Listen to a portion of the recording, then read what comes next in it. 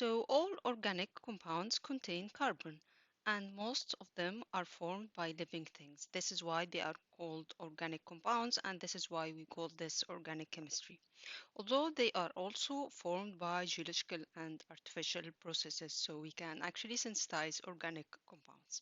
So what are hydrocarbons? Hydrocarbons are series or classes of compounds, organic compounds that only contain carbon and hydrogen. This is why the name hydrocarbons. There is a wide variety of hydrocarbons. They can vary in length. They can be open chain hydrocarbons with varying lengths. They can be branched chains. They can be formed of rings of carbon atoms or a combination of all of that. Many of the hydrocarbons are found in animals and plants and their fossils. Other hydrocarbons can also be prepared in the laboratory. We use hydrocarbons in every day. So the fuel we use, whether in the vehicles or the fuel we use at home at the source of heat, all of that comes from hydrocarbons. Also, the plastics, the polymers that you use as plastics, they come from hydrocarbons. So what are the main classes of hydrocarbons that you need to know for your GCSE exam? There are two classes. The first one is the saturated hydrocarbons, and saturated hydrocarbons are represented by alkanes. Alkanes are this class of hydrocarbon compounds which only contain single bond. There is no double bond. They only contain covalent bonds, and all the bonds between the carbons are single bonds.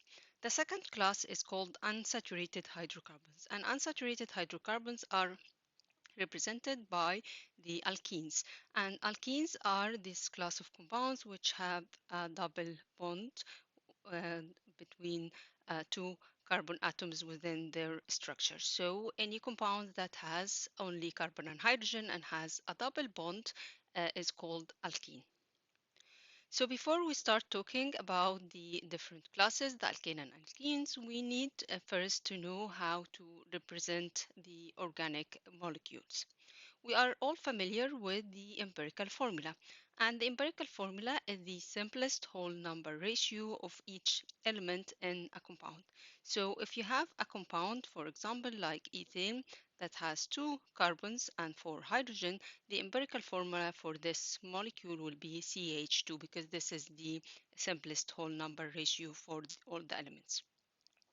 The second formula is the molecular formula, and we know that molecular formula gives us the actual number of different elements within a compound.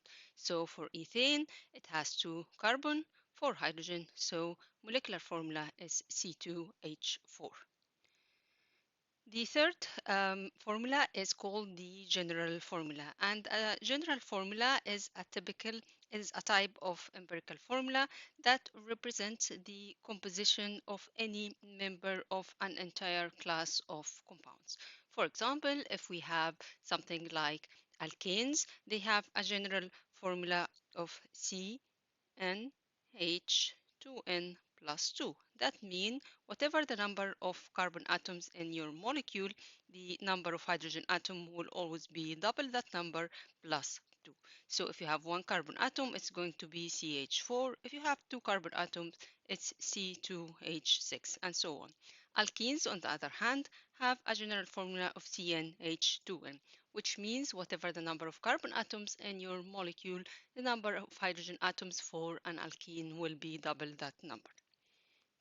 Structure formula is a formula that shows the arrangement of the atoms in the molecule of a compound. For example, for ethene, which is one of the alkenes, it's CH2, which means there are carbon atom attached to two hydrogen atoms and then another carbon attached to two hydrogen atom. It doesn't show whether there are single bonds or double bonds. It just shows the arrangements of the atoms.